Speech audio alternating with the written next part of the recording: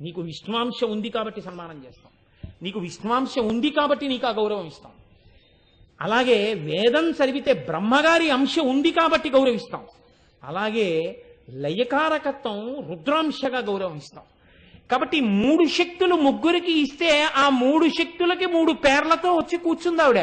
ఆయనే కలెక్టర్ గారు, పన్నులు వసూలు చేస్తాడు కలెక్టర్. ఆయనే మెజిస్ట్రేట్, ఒక చోటకెళ్ళి కూర్చున్నాడు, కూర్చున్నప్పుడు ఆయన మెజిస్ట్రేట్గా ఉంటాడు ఒక హాల్లో. ఒక్క ఆయన ఎందే ఇన్ని రకాల శక్తులు ఎలా ఉంటాయి అంటే ఇన్ని శక్తులు ఆయన యందు అధికారముగా ఉన్నాయి. ఆయన్ని కలెక్టర్గా తీసేసి ఎక్కడో సెక్రటరీగా ట్రాన్స్ఫర్ చేశారు. ఇప్పుడు ఆయనకి ఈ శక్తులన్నీ మెజిస్ట్రేట్గా ఉంటాయా? ఉండవు. ఆయనకి అక్కడ శక్తులు వస్తాయి. ఎలా వచ్చాయి? కూర్చునే కుర్చీని బట్టి వచ్చాయి. బ్రహ్మకి బ్రహ్మశక్తి, విష్ణువుకి విష్ణుశక్తి, శివుడికి శివశక్తి ఎక్కడి నుంచి వచ్చాయి? అమ్మవారు ఆ శక్తుల్ని ఇచ్చింది. కాబట్టి 3 శక్తులను ఇచ్చిన ఆదిశక్తి ఎవరుందో ఆవిడ ముగురమ్మల మూలపుటమ్మ, ఆవిడ శ్రీమాత. కాబట్టి అమ్మా ఇన్ని శక్తులకు ఆలవాలమైన ఆదిశక్తివి నువ్వు, అందుకని చెప్పి నిన్ను ఈ రీతిగా మేము స్తోత్రం చేస్తున్నామమ్మా అన్నారు.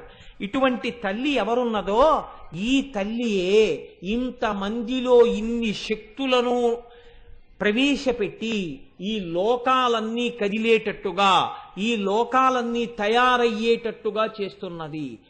ఆవిడ సంకల్పము చేతనే లోకంలో ఊహించడానికి వీలు లేనటువంటి సంఘటనలు జరుగుతుంటాయి. ఒక ఆయన కుండలో పుడతాడు. కుండలో పుట్టడం ఏమిటండి అనుకుంటాం. ఆయన అయోనిజుడుగా కుండలో ఎందుకు పుట్టాలో అమ్మవారికి తెలుసు. పుట్టించిన తల్లికి, పుట్టించిన తల్లి కుండలో పుట్టినటువంటి వాడు లేపు లోకానికి చెయ్యవలసినటువంటి ఉద్ధరణని ముందే లెక్క కట్టి ఒకడిని కుంభ సంభవుణ్ణి చేసింది. ఆయనే లలితా సహస్రనామ స్తోత్ర ఉపదేశం పుచ్చుకున్నవాడై మనందరికీ లలితా సహస్రాన్ని అందించాడు. కుంభ సంభవుడు ఎందుకు అవ్వాలో ఆవిడికి తెలుసు పుట్టించినప్పుడు. ఏ తల్లి ఎవరిని ఏ భావనతో ఏ మాట చెప్పి ఊపుతోందో ఆ పిల్లవాడు అటువంటి భావనతో లోకాన్ని ఉద్ధరించేవాడుగా తయారవుతున్నాడు. ఒక్కటే కారణం, మీరు బాగా జ్ఞాపకం పెట్టుకోండి. ఒక పిల్లవాడికి అభ్యున్నత ఎక్కడి నుంచి వస్తుంది అని అడిగారు. ఒక పిల్లవాడు గొప్పవాడు ఎందుకు అవుతాడో తెలుసా అండి? ఆ తల్లి ఊయల ఊపుతున్నప్పుడు ఏ మాటలు చెప్పిందో, ఆ పిల్లవాడు ఊపిరి పోసుకుంటున్నప్పుడు ఏది వింటోందో, ఆ పిల్లవాడు కడుపులో పెరుగుతున్నప్పుడు ఏది చూస్తోందో, ఆ పిల్లవాడు వృద్ధిలోకి రావడానికి పాలిచ్చినంత కాలం ఏది తింటోందో, ఏది పెడుతోందో, ఏ సంస్కారం నేర్పుతోందో అదే వాడి జీవితాంతం శాశ్వతంగా ఉంటుంది. మీరు కావాలంటే చూడండి, పునాదిని బట్టి ఇల్లు, పునాదిని దాటి మీరు ఇల్లు కట్టలేరు. అమ్మ చేత్తో ఏది పెట్టిందో, అమ్మ ఏది పట్టిందో, అమ్మ ఏది నేర్పిందో, అమ్మ ఏది విందో, అమ్మ ఏది చూసిందో అదే పిల్లవాడిగా ఉంటుంది. లోకంలో శంకర భగవత్పాదులు జన్మించాలి అంటే ఆర్యాంబ కడుపుకే ఆ వైభవం దక్కింది.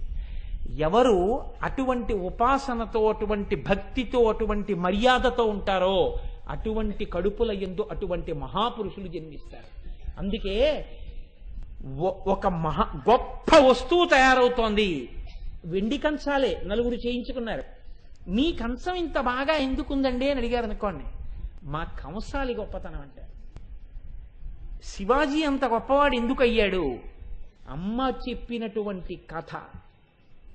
గాంధీ మహాత్ముడంత గొప్పవాడు ఎందుకు అయ్యాడు? అమ్మ తీసుకున్న ప్రమాణం తీసుకున్నప్పుడు అమ్మ కంట ఒలికినటువంటి కన్నీరు. అమ్మయే ఈ లోకాన్ని తయారు చేసి నడిపిస్తోంది. ఆనాటికి ఈనాటికి ఆవిడి శ్రీమాత. ఈ లోకంలో ఒక వ్యక్తి చాలా గొప్పవాడిగా తయారైతే, నన్ను నమ్మండి, మీకు ఒక మాట చెప్తున్నాను, తండ్రి గుండెలు బాదుకుని చెప్పనివ్వండి, పిల్లవాడికి ఎక్కచ్చు ఎక్కకపోవచ్చు.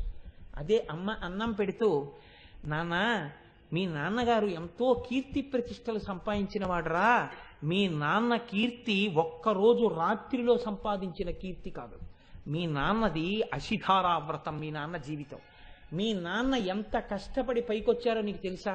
నీకు తెలీదు. మీ నాన్న మా పెళ్ళైన కొత్తల్లో మీ నాన్న సైకిల్ కూడా లేక 8 మైళ్ళు నడిచి వెళ్ళేవారు. మీ నాన్న తన డబ్బులతో తప్ప ఒక లూనా కూడా కొనుక్కుని ఎరగరు. మీ నాన్న ఎవరి దగ్గర ఇలా చెయ్యి చాపి ఎరగరు. మీ నాన్నకి ఇలా పెట్టడం వచ్చు తప్ప ఇలా తీసుకోవడం తెలియదు. మీ తాతగారు ఎంత గొప్పవాడో తెలుసా? మీ తండ్రి ఎంత గొప్పవాడో తెలుసా? నీ తండ్రి వైభవం నీ తండ్రి దగ్గర అలా నేర్చుకోవాలని ఎంతమంది ఆయన దగ్గర తిరుగుతారో తెలుసా? ఆయన పెట్టిన భిక్ష అని ఎంతమంది ఆయన ఫోటోలు పెట్టుకుని ఉద్యోగాలు చేసుకుంటున్నారో తెలుసా? అంత కష్టపడి చదివి పైకొచ్చి మీ నాన్నగారు ఇవాళ ఐఏఎస్ అయ్యారా? మీ నాన్న పుట్టుకతో కారులో తిరగలేదు, మీ నాన్న పుట్టుకతో ఇంత అధికారి కారు. ఎంత కష్టపడి మీ నాన్న ఈ స్థితిని చేరారో అటువంటి తండ్రి కడుపున పుట్టావు. ఇవాళ మీ తండ్రి వైభవానికి టీవీ చూస్తూ కూర్చుంటే పనికిరాని వాడివైపోతే, మీ తండ్రి తలదించుకుంటే నువ్వు ఎందుకు పనికొస్తావు చెప్పు? మీ నాన్నలా నువ్వు కష్టపడి చదవాలి. మీ నాన్న ఎప్పుడు సంతోషిస్తారంటే పుత్రాది చేత్ పరాజయం. నీవు చేసినంత గొప్ప పని మీ తండ్రి చెయ్యలేకపోయానని ఓడిపోయిన నాడు మీ తండ్రికి సంతోషం.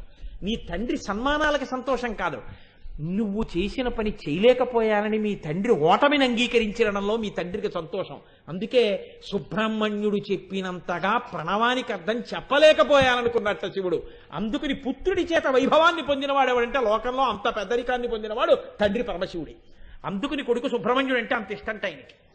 కాబట్టి నాన్న నువ్వు వృద్ధిలోకి రావాలి అని ఒక అమ్మ ఒక పిల్లవాడికి చెప్తే పిల్లవాడు వృద్ధిలోకి వస్తాడు. తండ్రి ఎంత గుండెలు బాదుకు చెప్పనివ్వండి అందనుకోండి, గాలిపోతాయి. నేను ఈ మాట ఎవరిని నిందించడానికి చెప్పట్లేదు, ఇది మర్యాద లోకంలో. అందుకే ఇంగ్లీష్లో ఒక సామెత ఉంది, the hand that rocks the cradle is the hand that rules the world. ఏ చెయ్యి ఊయల ఊపుతోందో ఆ చెయ్యే లోకాలని పరిపాలిస్తోంది. మీరు కాదని అనగలరా? ఏ తల్లి, ఒక్కొక్క తల్లి ఈ లోకానికి ఊపిరిలు పోసిందండి. సర్దార్ భగత్ సింగ్ తల్లి కొన ఊపిరితో ఉండగా మంచం మీద పడి ఉంటే ఒక పెంకుటింట్లో ఎవ్వరూ చూసేవాళ్ళు లేకపోతే ఆయన్ని పోలీసులు పట్టుకునేటటువంటి రోజుల్లో పరిగెత్తుకుంటూ ఇంటికొచ్చి, అమ్మా నీకు ప్రాణోత్క్రమణం అయిపోయే రోజులు దగ్గరికి వచ్చేస్తున్నాయి, నేను వెళ్ళనమ్మా స్వాతంత్ర సంగ్రామానికి, అమ్మా నీ సేవ చేసుకుంటానమ్మా అంటే ఆ తల్లి కొడుకుని చూసింది, ఛీ దుర్మార్గుడా, నీలాంటి కొడుకుని కన్నందుకు ఇప్పుడే చచ్చిపోతే బాగుండు అనుకుంటున్నానంది. ఏమమ్మా అంత మాట అన్నామన్నారు. కొన్ని కోట్ల మంది దాస్యం అనుభవిస్తుంటే భారతమాత ఏడుస్తోందిరా, నీకు నాకు తల్లి ఆ తల్లి దాస్య శృంఖలాల్ని ఛేదించి వీరోచితంగా యుద్ధం చేయడం మానేసి అమ్మకి కాళ్ళు పట్టడానికి వచ్చావా? పడితే 3 రోజులు ఉంటాను, పట్టకపోతే ఓ పూట ఉంటాను. నేను పోవడం కాదురా కావలసింది, అమ్మ సంకెళ్ళు విడిపించు లే అంది. అంతే భగత్ సింగ్ ఉత్తర క్షణం వెళ్ళిపోయాడు. ఆఖరణ తన కంఠానికి ఉరితాడు తగులుకుంటున్నా మా అమ్మ కోరిక తీర్చాను చాలు, ఈ దేశం కోసం పోరాడిన అసువులు అడ్డేశానని ఊపిరి వదిలిపెట్టేశాడు.